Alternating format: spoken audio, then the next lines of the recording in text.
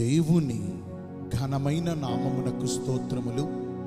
ఈ వాగ్దానమును వింటున్న మీకందరికీ మన ప్రభువును ప్రియ రక్షకుడైన యేసుక్రీస్తు నామములో శుభములు, మా హృదయపూర్వకమైన వందనములు. ఈరోజు మీ కొరకైన దేవుని వాగ్దానము ద్వితీయోపదేశకాండము 1వ అధ్యాయము 11వ వచనము. మీ దేవుడైన యెహోవా మీతో చెప్పినట్లు మిమ్మును ఆశీర్వదించునుగాక. ఈ మంచి వాగ్దానమును మంచి దేవుడైన యేసయ్య నేడు మనందరి జీవితములలో నెరవేర్చునుగాక. ఆమేన్. సర్వశక్తి కలిగిన దేవుడైన యెహోవా మాట తప్పనివాడు, ఆయన మార్పు లేనివాడు. ఆయనకు అసాధ్యములైనవి ఏమీయును లేవు. మనము అడుగు వాటన్నిటికంటేను ఊహించు వాటన్నిటికంటేను మరి అత్యధికమైన మేలులు మనందరి జీవితములలో జరిగించగలిగిన శక్తిమంతుడు. ఆయన మాటలు నమ్మదగినవియు పూర్ణ అంగీకారమునకు యోగ్యకరమునై ఉన్నవి. మన దేవుడు మన పక్షముగా మనకు సహకారకుడై ఉండి తాను మనకు సెలవిచ్చినట్లుగానే మనలను, మన కుటుంబమును, మనకు కలిగిన సమస్తమును బహుగా ఆశీర్వదిస్తారు. ఆయన ఒక్కడే మనందరి పరిస్థితులను మార్చగలిగిన వాడు. మనుష్యులు మనకు ఎన్నో మాటలు చెబుతూ ఉంటారు కానీ వాటన్నిటినీ నెరవేర్చలేరు. అయితే మన దేవుని వాగ్దానములు సత్యమైనవి. ఆకాశము గతించవచ్చును, ఈ భూమియు మార్పు చెందవచ్చును గాని ఆయన మాటలు ఎన్నటికి గతించవు. ఆయన ఒక్కడే మహాశ్చర్య కార్యములను, ఎవరునూ తెలుసుకొనలేని మహత్తైన కార్యములను, లెక్కలేనన్ని అద్భుత క్రియలను చేయగల దేవుడు. ఆయన మన చెంతను నిలిచి మన చింతలన్నిటినీ తొలగించి మన దుర్దశను మనము మరచిపోవునట్లుగా చేసి మన చుట్టూ అలుముకున్న చీకటిని తొలగించి మన బ్రతుకును మధ్యాహ్నకాల తేజస్సు కంటే అధికముగా ప్రకాశింపజేస్తారు. ఆయన మనలను ప్రేమించి మనకు చేయు మేలులు కంటికి కనబడవు, చెవులకు వినబడవు, మానవుని హృదయమునకు అగోచరకరములు.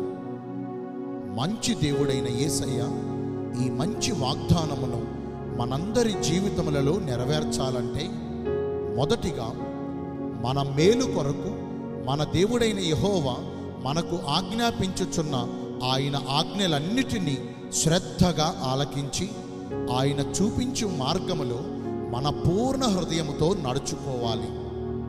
ఆయన చిత్తానుసారముగా నడుచుకుని వారిని దేవుడు చాలా ఇష్టపడతారు.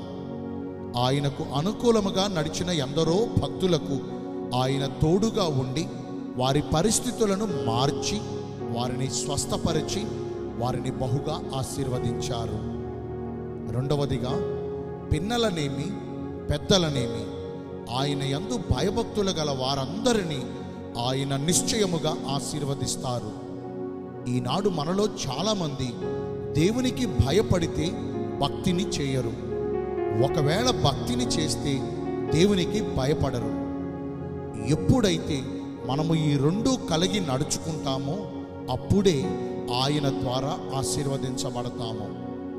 అసలు దేవునికి ఎందుకని భయపడాలి? ఆయన చూచుచున్న న్యాయాధిపతి, మన క్రియలన్నిటినీ బాగుగా ఎరిగినవాడు. మనము చేసిన పనులను బట్టి మనకు తీర్పు తీర్చబడుతుంది. మన క్రియలు దేవునికి ఇష్టముగా ఉంటేనే ఆయన ఆశీర్వాదాలను పొందుకోగలము. ఆయనకు ఆయాసమును కలిగించు మార్గములో మనము నడిస్తే నరకమునకు పారవేయబడతాము. అందలి అగ్ని ఆరదు, పురుగు చావదు. కాబట్టి దేవునికి భయపడాలి. మరి ఎందుకని భక్తి చేయాలి? ఆయనే మనలను పుట్టించారు.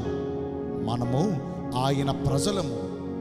తండ్రి వలె పోషిస్తూ, తల్లి వలె ప్రేమిస్తూ, కాపరి వలె నడిపించుచు, వైద్యుని వలె మనలను స్వస్థపరచుచు, మన ప్రార్థనలన్నిటినీ ఆలకించి మన ప్రతి అక్కరలను తీరుస్తూ మనకు తృప్తికరమైన జీవితమును దయచేస్తున్నారు కాబట్టే ఆయనను మనసారా భక్తి చేయాలి.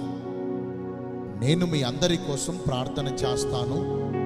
పరిశుద్ధుడును ప్రేమ కలిగిన మా ప్రియ పరలోకపు తండ్రివైన దేవా, మీ కృప కలిగిన ఘనమైన నామమును బట్టి నిండు మనసుతో కోట్ల కొలదిగా మీకు మా కృతజ్ఞతాస్తుతులు, స్తోత్రములు, వందనాలు చెల్లిస్తూ ఉన్నామయ్యా.